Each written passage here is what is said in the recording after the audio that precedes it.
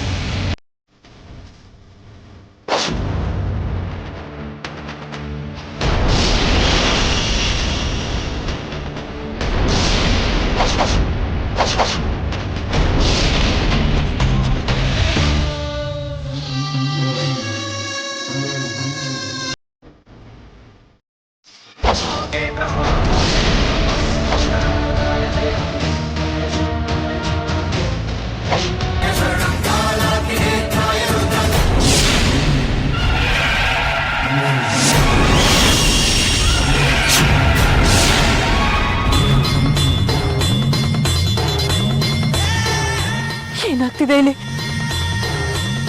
ನಾನಿಲ್ಲಿಂದ ದೂರ ಓಡೋಗ್ಬೇಕು, ಇಲ್ಲಾಂದ್ರೆ ನನ್ನ ಪ್ರಾಣಕ್ಕೆ ಅಪಾಯ.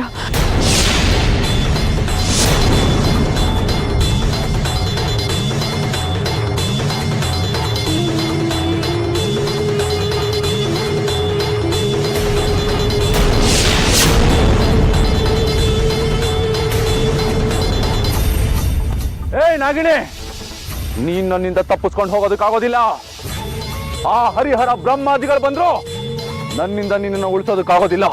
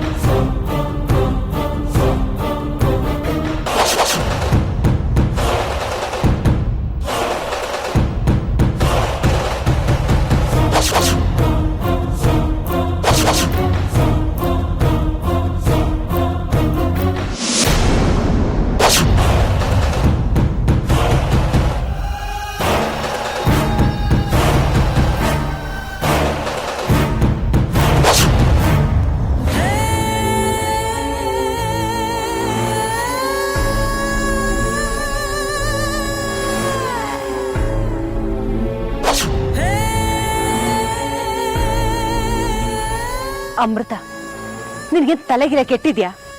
ಯಾಕೆ ಕೇಳ್ತಾ ಇದ್ದೀರಾ? ಆ ರುದ್ರ ಭೈರವ ನಮ್ಮ ಅಣ್ಣ ಎಲ್ಲ ನಿನ್ನನ್ನು ಹುಡುಕ್ತಾ ಇದ್ದಾರೆ. ನೀನು ಅವ್ರ ಕಣ್ಣಿಗೆ ಕಾಣಿಸ್ದೇ ತರ ಇರೋದು ಬಿಟ್ಟು ಇಲ್ಲಿಗೆಲ್ಲ ಯಾಕೆ ಬರೋಕ್ ಹೋದೆ? ನನಗೆ ಸುರಕ್ಷಿತವಾದ ಜಾಗ ಎಲ್ಲೂ ಸಿಗಲಿಲ್ಲ. ಈ ನಿಮ್ಮ ಮನೆಯೇ ಸುರಕ್ಷಿತ ಅಂತ ನನಗನ್ನಿಸ್ತು.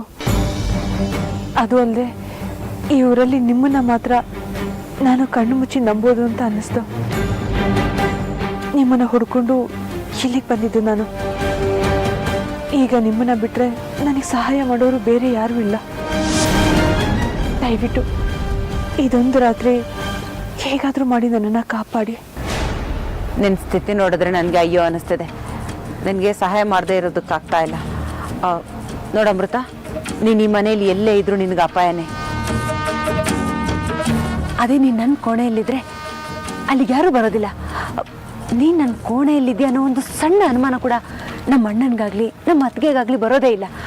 ಬಾ ಹೋಗೋಣ.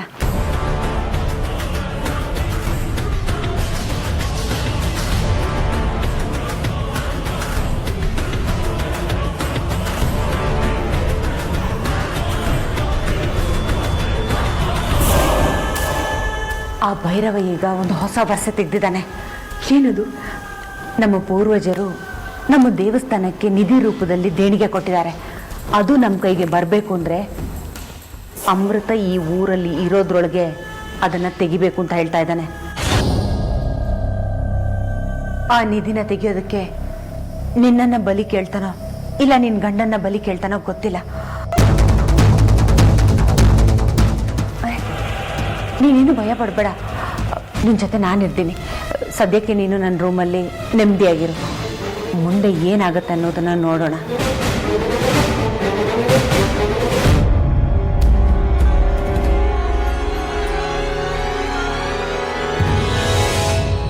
ಧ್ಯಾನ ಅರ್ಧಕ್ಕೆ ನಿಲ್ಸಿ.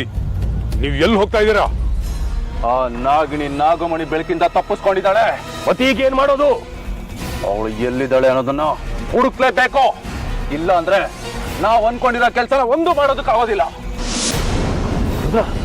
ನಿನ್ನ ಹತ್ರ ಹೇಗಿದ್ರು ನಾಗಮಣಿ ಶಕ್ತಿ ಇದೆಯಲ್ಲ, ಆದ್ರಿಂದ ಅವಳು ಎಲ್ಲಿದ್ದಾಳೆ ಅಂತ ಹುಡುಕು.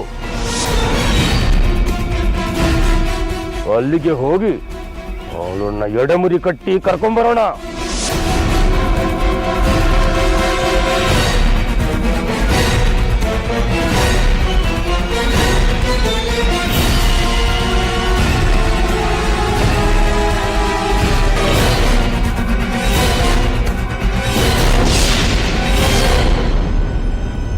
ಯಾಕೆ, ಏನಾಯ್ತು?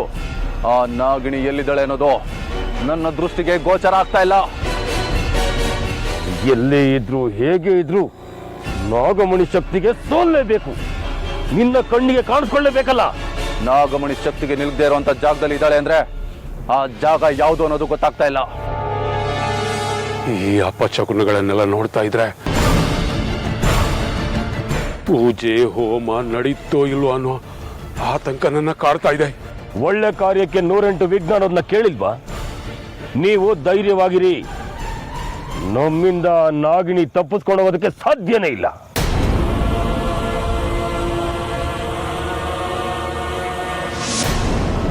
ಯಾಕೆ ಮೂವರು ಆತಂಕದಲ್ಲಿದ್ದೀರಾ? ಆ ನಾಗಿಣಿ ನಾಗಮಣಿ ಶಕ್ತಿನ ಮೀರಿ ನಮ್ಮಿಂದ ತಪ್ಪಿಸ್ಕೊಂಡಿದ್ದಾಳೆ. ನಾನು ಹೇಳ್ದ ಕೇಳಿದ್ರೆ ಆ ನಾಗಿಣಿ ನಿಮ್ಮ ಕೈವಶನಾಗ್ತಾಳೆ. ಆಗ ಈ ಊರಿನ ಒಳಿತಿಗೋಸ್ಕರ ಅವಳನ್ನ ಬಳಸ್ಕೋಬಹುದು.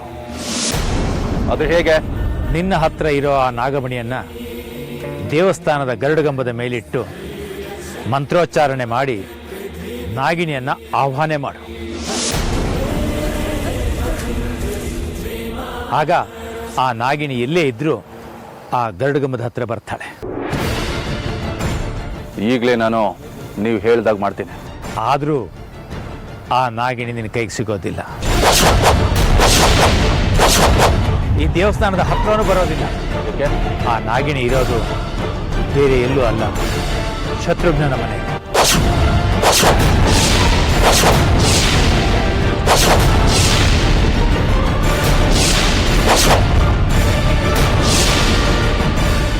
ನನ್ನ ಮನೆಯಲ್ಲ? ಹೌದು, ನಿನ್ನ ಮನೆಯಲ್ಲಿ ಗರುಡ ದೇವರ ಶಕ್ತಿ ಇರೋದ್ರಿಂದ ನಾಗಮಣಿಯ ಬೆಳಕು ಅವಳನ್ನ ಮುಟ್ಟೋಕ್ಕಾಗ್ತಾ ಇಲ್ಲ. ಹಾಗಾಗಿ ರುದ್ರನ ದಿವ್ಯ ದೃಷ್ಟಿಗೆ ಅವಳು ಕಾಣ್ತಾ ಇಲ್ಲ. ರುದ್ರ, ನೀನು ಆ ನಾಗಮಣಿಯನ್ನ ಗರುಡಗಂಬದ ತುಟ್ಟ ತುದಿಯಲ್ಲಿಟ್ಟು ಶಿವಸ್ತುತಿಯನ್ನ ಮಾಡಿದರೆ ಆ ನಾಗಿಣಿ ಎಲ್ಲೇ ಇದ್ರೂ ಗರುಡಗಂಬದ ಹತ್ರ ಬಂದು ನಾಗರ ಶಿಲೆಯಾಗಿ ನೆಲೆಯಾಗುತ್ತಾಳೆ. ಆದರೆ ಒಂದು ಮಾತನ್ನ ಚೆನ್ನಾಗಿ ನೆನಪಿಟ್ಕೋ, ಅವಳು ಸಂಪೂರ್ಣ ಶಿಲೆ ಆಗುವವರೆಗೂ ಆ ನಾಗಮಣಿನ ಅಲ್ಲಿಂದ ತೆಗಿಬಾರದು. ಒಂದು ವೇಳೆ ತೆಗೆದರೆ ಅವಳು ಮತ್ತೆ ತನ್ನ ಮೂಲ ಸ್ವರೂಪಕ್ಕೆ ಬಂದು ಬಿಡ್ತಾಳೆ. ಆಮೇಲೆ ಪರಿಣಾಮ ತುಂಬಾ ಘೋರವಾಗಿರುತ್ತೆ.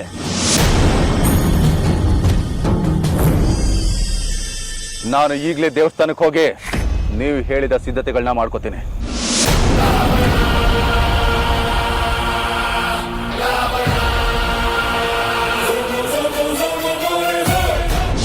ನಾನು ಆ ನಾಗಿಣಿನ ಹೇಳ್ಕೊಂಡು ಬರ್ತೀನಿ.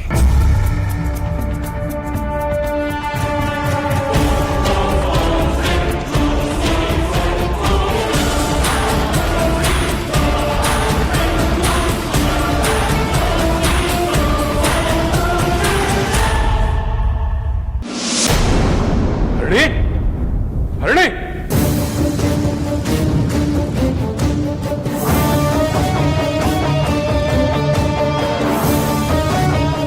ಅಣ್ಣ, ಈಗ ಏನಾಯ್ತು ಅಂತ ಆಕಾಶ ಭೂಮಿ ಒಂದು ಮಾಡೋ ತರ ಕೋಪ ಮಾಡ್ಕೊಂಡಿದ್ಯಾ? ಇಲ್ಲಿ ಯಾರನ್ನ ನಂಬಬೇಕು ನಂಬಾರ್ದು ಅಂತ ಗೊತ್ತಾಗ್ತಾ ಇಲ್ಲ. ಏನಾಗಿದೆ ಅಂತಾನು ಹೇಳ್ದೆ ಈ ರೀತಿ ಉಗ್ರ ರೂಪ ತಾಳಿದ್ರೆ ಹೇಗೆ? ನಿನ್ನನ್ನು ಇಷ್ಟು ಹದ್ದು ಬಸ್ನಲ್ಲಿ ನಾನು ಇಟ್ಟಿದ್ರು ಸಹ ನಿನ್ನ ಇಷ್ಟೊಂದು ಬೇಜವಾಬ್ದಾರಿ ತೋರಿಸ್ತಾ ಇದೆಯಾ?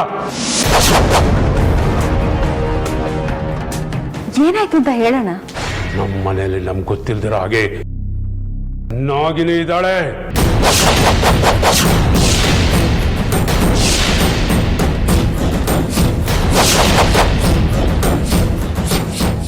ಅವಳಿಗೆ ಯಾರೋ ಆಸರೆ ಕೊಟ್ಟಿದ್ದಾರೆ.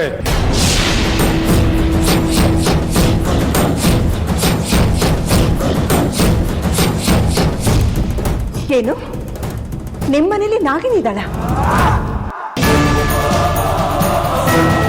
ಹಾಗಂತ ನಿಮ್ಗೆ ಗೊತ್ತಾಯ್ತು? ಯಾರು ಹೇಳಿದ್ರು? ಸಾಕ್ಷಾತ್ ಶಾಸ್ತ್ರಿಗಳು ಹೇಳಿದ್ದಾರೆ. ಇನ್ಯಾರು ಹೇಳ್ಬೇಕು?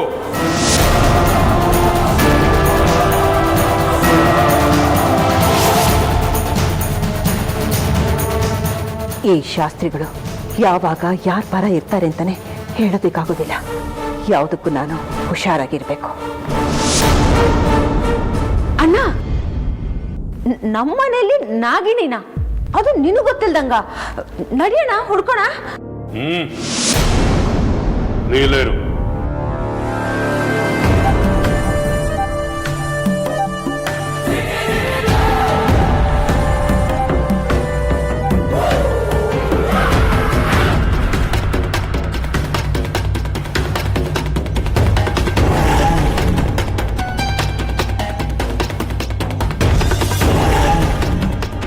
ಅಯ್ಯೋ, ದುರಾದೃಷ್ಟ.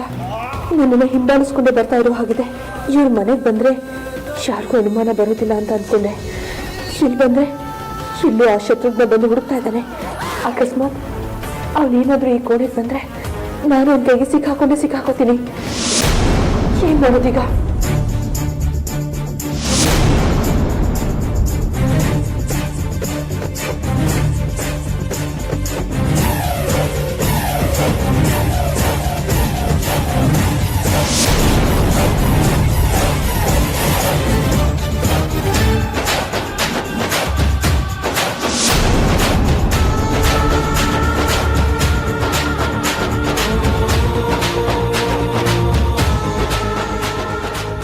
ಅಣ್ಣ, ಎಲ್ಲಿದ್ದಾಳೆ ನಾಗಿಣಿ? ಎಲ್ಲಿ? ಮನೆ ಮೂಲೆ ಮೂಲೆನೂ ಬಿಡದಂಗೆ ಹುಡುಕಾಯ್ತು.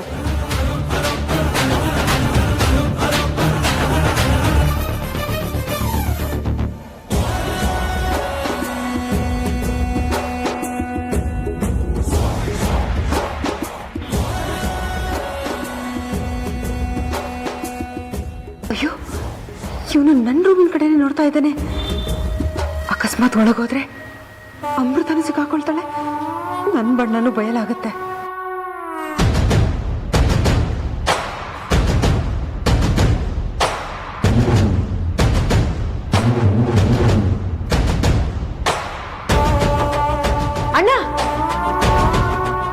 ನನ್ನ ರೂಮು.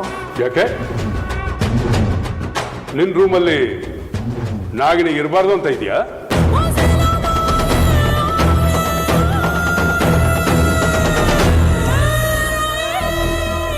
ನೋಡೇ ಬೇಡ, ಹುಡ್ಕೋಣ ಅಲ್ಲೂ ಕೂಡ.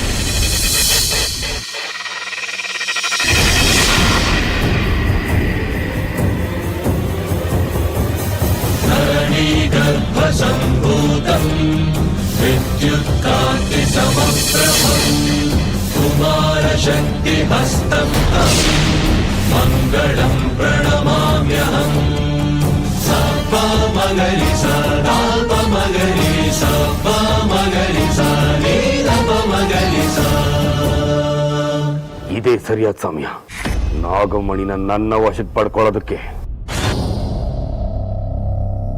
ನಾಗಮಣಿ ಹೊರಗೆ ಬಂದ ತಕ್ಷಣ ಇವನು ಯಾಕೆ ಹೀಗೆ ನೋಡ್ತಾ ಇದ್ದಾನಲ್ಲ, ಇವನು ಬೇರೆ ಏನೋ ಉಪಾಯ ಮಾಡ್ತಾ ಇದ್ದಾನೆ ಅನ್ಸತ್ತೆ.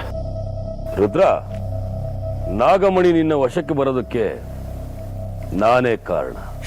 ಇಲ್ಲ, ನಾನು ಒಪ್ಪೋದಿಲ್ಲ ಬಾಬಾ. ನನ್ನ ಪ್ರಾಣನ ಒತ್ತೆ ಇಟ್ಟು ನಾಗಮಣಿನ ನಾನು ಪಡ್ಕೊಂಡಿದ್ದೀನಿ. ಅಂದ್ರೆ ನಾಗಮಣಿಗೆ ನೀನು ಒಬ್ಬನೇ ವಾರಸ್ತಾರ ಅಂತನಾ? ಇದರಲ್ಲಿ ಅನುಮಾನನೇ ಬೇಡ ಬಾಬಾ. ಒಂದು ಮಾತು ಹೇಳ್ತೀನಿ ಕೇಳಿ. ನೀವು ದುರಾಸೆಗೆ ಬಿದ್ದು ನಾನು ಪೂಜೆ ಮಾಡೋ ಸಮಯದಲ್ಲಿ ನಾಗಮಣಿನ ಮೋಸದಿಂದ ಪಡೆಯೋದಕ್ಕೆ ಏನಾದರೂ ಪ್ರಯತ್ನ ಪಟ್ರೆ ನೀವು ನನ್ನ ಗುರು ಅನ್ನೋದನ್ನು ಮರಿಬೇಕಾಗತ್ತೆ. ನನ್ನ ಕೈಯಾರೆ ನಿಮ್ಮ ಕೊನೇನೂ ಆಗತ್ತೆ. ನೀನ್ ನನ್ನ ಬಗ್ಗೆ ತಪ್ಪು ತಿಳ್ಕೊಂಡಿದ್ಯಾ ರುದ್ರ? ನಾನು ಶಿಷ್ಯನಿಗೆ ಮೋಸ ಮಾಡೋ ಗುರು ಅಲ್ಲ. ನಾಗಮಣಿ ನಿನ್ನ ಹತ್ರ ಇದ್ದಾಗ ನನಗೆ ಏನಾಗಬೇಕೋ ಅದು ನಾನು ನಿನ್ನಿಂದ ಕೇಳಿ ಪಡಿತೀನಿ. ಒಟ್ಟಿನಲ್ಲಿ ನನಗೆ ಬೇಕಾಗಿರೋದು ನಾಗಿಣಿ ಸಾಯೋದಷ್ಟೇ. ಅಷ್ಟಾದ್ರೆ ಸಾಕು. ನನಗೂ ಅದೇ ಬೇಕಾಗಿರೋದು ಬಾಬಾ. ನಾಗಿಣಿ ಸತ್ತ ಮೇಲೆ ನಾವು ಏನು ಅನ್ಕೊಂಡಿದೀವಿ ಎಲ್ಲ ಆಗುತ್ತೆ. ರುದ್ರ, ಸುಮ್ಮನೆ ಸಮಯ ವ್ಯರ್ಥ ಮಾಡೋದು ಬೇಡ. ಮಂತ್ರೋಪಚಾರಣೆ ಮಾಡೋಣ.